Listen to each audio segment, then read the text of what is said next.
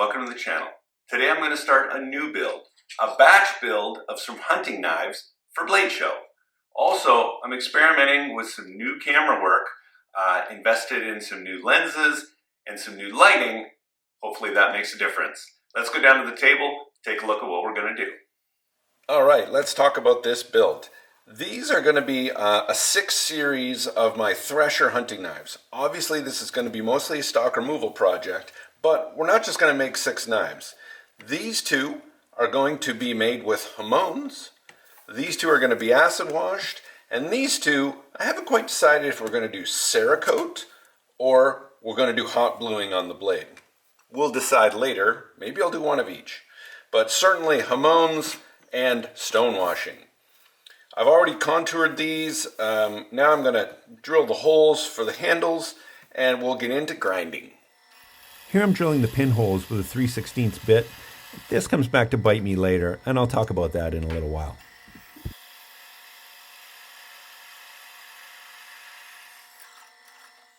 And now a bunch of holes for some weight reduction.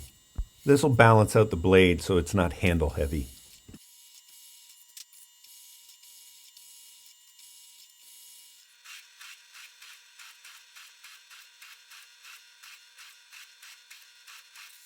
I spent about 30 minutes putting in the false edges for all 6 knives, much quicker than my old process.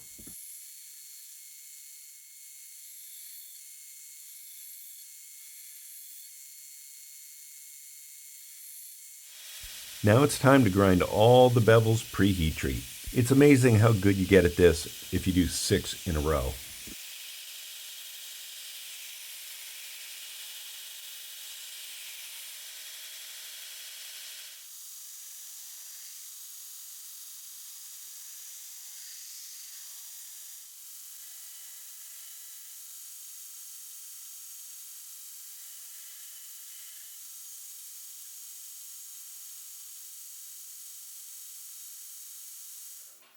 Okay, we got all of the knives ground. Did all the grinding on these guys, both sides. And I'll tell you folks, I did all of these with one belt. I used one Broadbeck incinerator belt to do all of these. This is the first one, and this is the second one. This one, I mean, it got a little rust on it because it was wet, but you can see that the lines are super crisp on both. So some things I wanted to talk about, a reason I always do the false edge before I do bevels, because you want to see that you're bringing the false edge, it balances on both sides. And the same here, I'm very careful to make sure that I've got the same amount of grind on each side. Because the number one reason that blades warp is not overheating, it's because someone has an uneven grind on one side, which is then, when it's heat treated, it's going to cause that blade to warp because there's less steel on one side. So that's the most important thing. Keep your grinds even and your heat treat will not warp your blade. All right, so we got these all done, got the holes all drilled. We're going to get them in the oven, do some normalization. And yes, even though they're stock removal, I'm still going to normalize them. And then we're going to get some clay on these, and we'll get these heat treated. Let's go. And in case you were wondering, this is what the belt looks like after doing 6 knives, so 12 bevels. Look at that. Still spiky. Now all 6 knives are going in for a normalization cycle and a couple of grain refinement cycles. Now it's time to do the quench on the 4 knives without Hamons. I'll do the other 2 later. I've got 3 gallons of quench oil here, which is just enough to do 4 knives before it got too hot.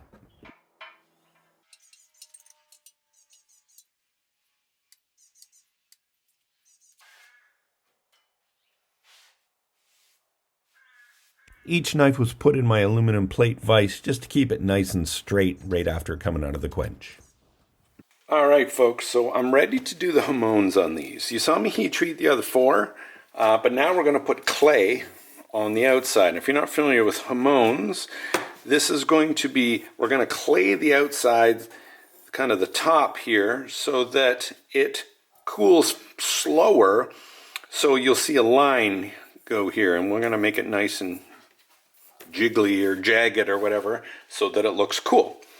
So I'm using this Hamon clay, and I know, guys, you're going to ask me where I got this and if there's a link, and I'm sorry. When I got this, I ordered it online and the package was messed up and the label was all screwed up, so I took it off and now I don't remember where I got it. So sorry, I don't know. I can't give you a link to this stuff, but USA Knife Maker and Jantz, they sell Hamon clay, Hamon glop, I think they call it. So that's just as good as what this is. So what I'm going to do is put this on here, just put it on it first. Some people use a wire and wrap it in wire. This stuff is pretty thick, so I've never had to do that, and it stays on pretty good. So first thing is just I'm going to just put it on both sides, and then we're going to shape it and put some little contours in it here.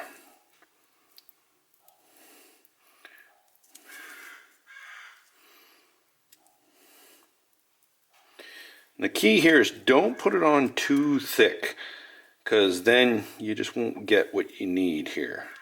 So I like to just put it on like this, and then I'm going to come up here with a Q-tip and just take some of it off. I'm going to go back and do that. It was a little much, but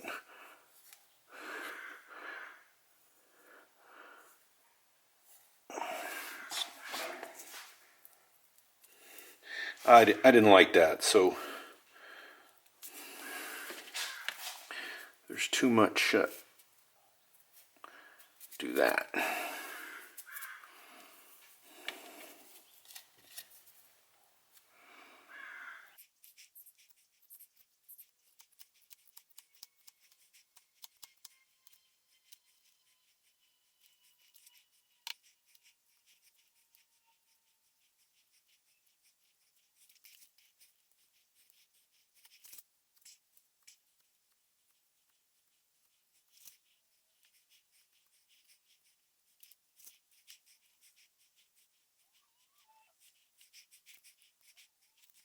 So it's the next day. I've got these 4 already heat treated and tempered, and now I've got these all clayed up.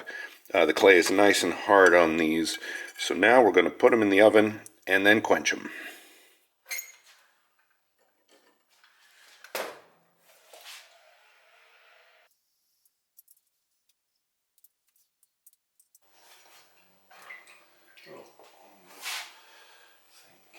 I was surprised that the clay came off. I've never had that happen, but it turned out okay.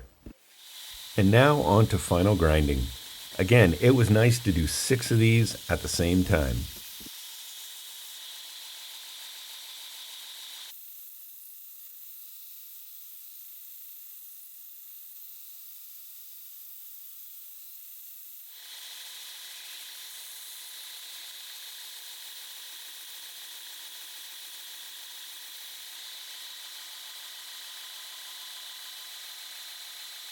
So I'm done final grinding on these knives. These are the 2 with Hamons. You can't see it, but the Hamons definitely turned out, so I'm happy about that. We'll see them when they get polished.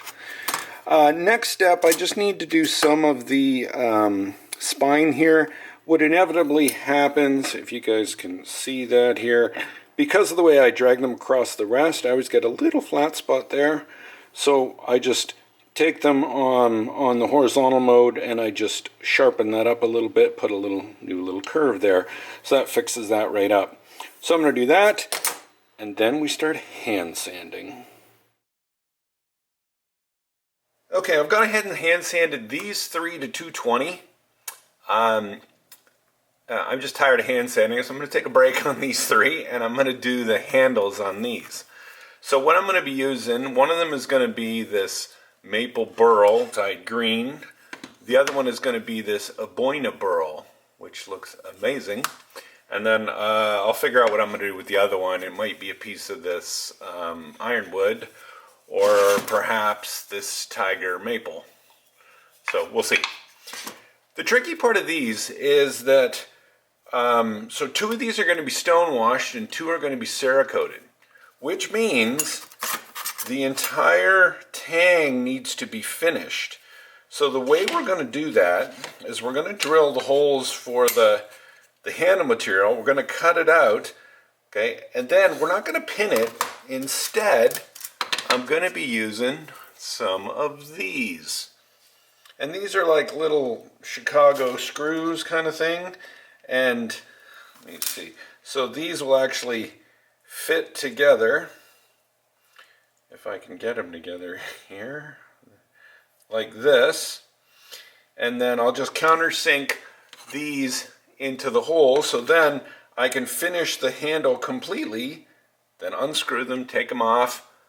Dip these in acid, stonewash them, and then also Cerakote it. Put them back on, and then the tangs will be finished. So let's get the handles cut out, and then we'll get to putting these in. Okay, so to explain my screw up, I had drilled these holes as 3/16, but I forgot that these barrel screws have a central area that's thinner, so I actually needed to drill these as 5/32. So what I did here is just touch it with a 3/16 to get a center point, and then come back and drill it with a 5/32.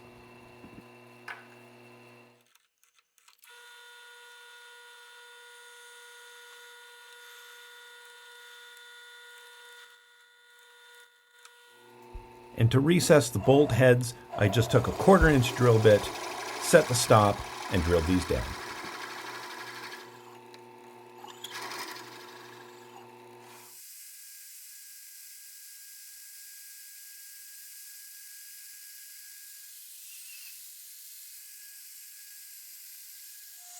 I gotta tell you folks, being able to bolt these handles together and do everything like that, super easy. I might be doing this a lot in the future.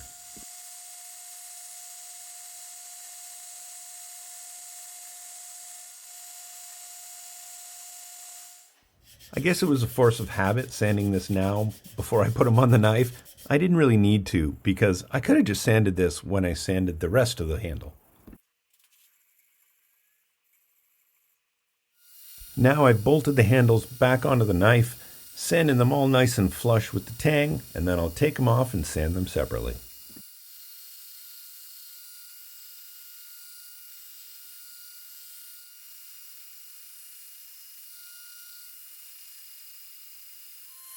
Per my usual operation, I'm just knocking off the corners here, putting a couple of bevels in here, and then I'll move to hand sanding.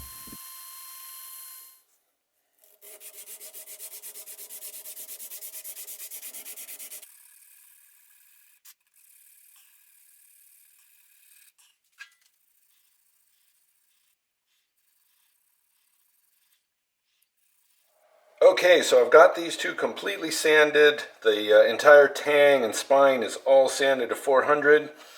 You saw me do the scales on these, which I'm super excited about because I think they look awesome.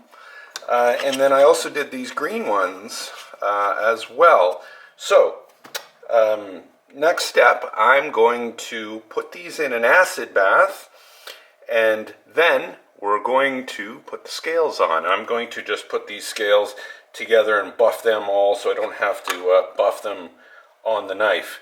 So really handy. I really love doing the being able to put the scales on completely, work the scales and then take them off. So I think I'm going to be doing this a lot more in the future. So I'm excited.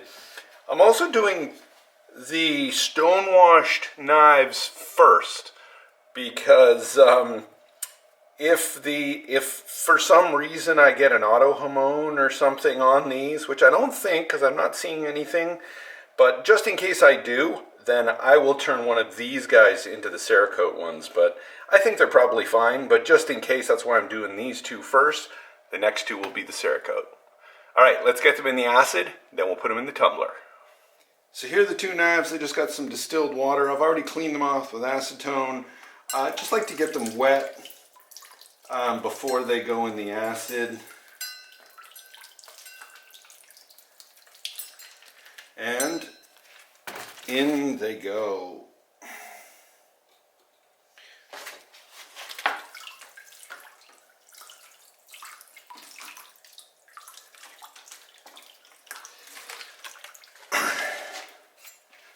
Okay, so I've actually shined up the false edge here just because I think that would look really cool, and then the rest is going to be stonewashed. And I'm going to just blow this off with the compressor.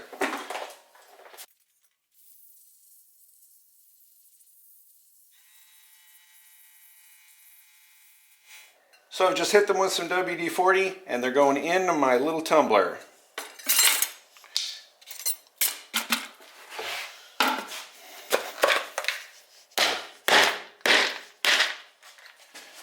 So I've got this set up just with some casters, and this just sits on here against the 2x72. We turn it on and we're rocking and rolling.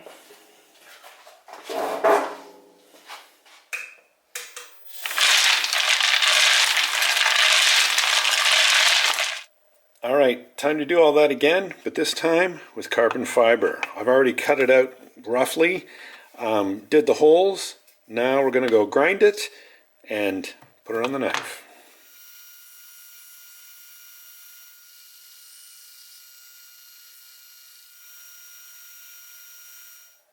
So folks, I was doing knife number 3, was going to acid wash it, but I guess I accidentally dripped some mineral oil in my ferric, and when I pulled it out, it looked like that.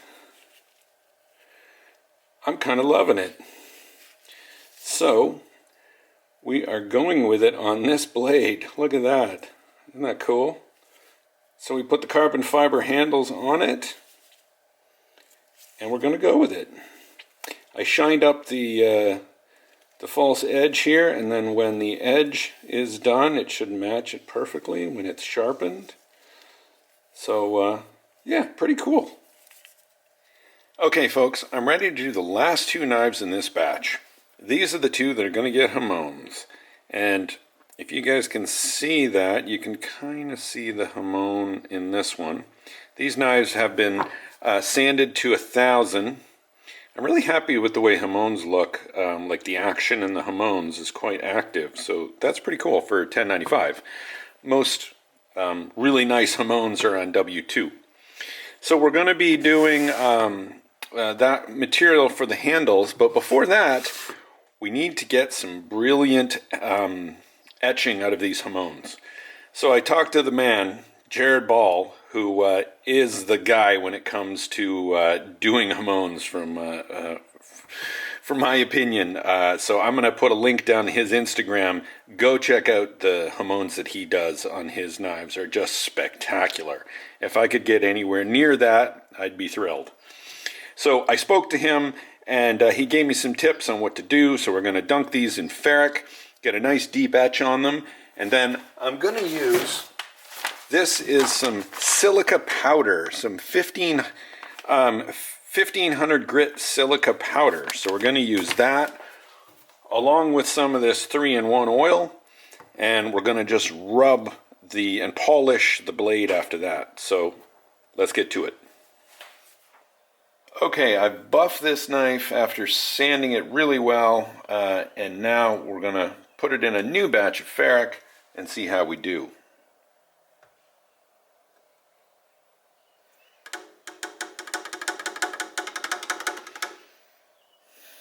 Okay, it's been about 5 minutes. Now I'm going to spray it with some Windex to neutralize it. Okay, so I've got some of this 1500 grit silica powder mixed with some oil. I took basically just a little cotton ball so I have something to apply it with. And now it's just a matter of kind of rubbing off some of this oxides, and we'll see how it goes.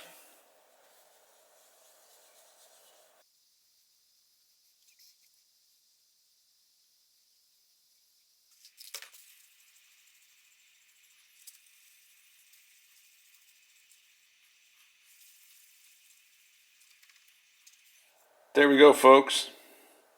It's no Jared Ball Hamon, but it looks pretty good. What I don't like about it is there's some like fuzzy horizontal lines kind of through it, And if you look on this side, same thing. There's some kind of lines through it, so I don't love that part, but there's a lot of movement on the Hamon, so overall I think it looks pretty good. I'm going to go with this, and now do the other one. Now that I've got both of the blades all polished up, I'm ready to glue up the handles. For these two, I'm going with normal pins and I'm sanding the edge of the tang so I don't need the bolts and the removable handle scales.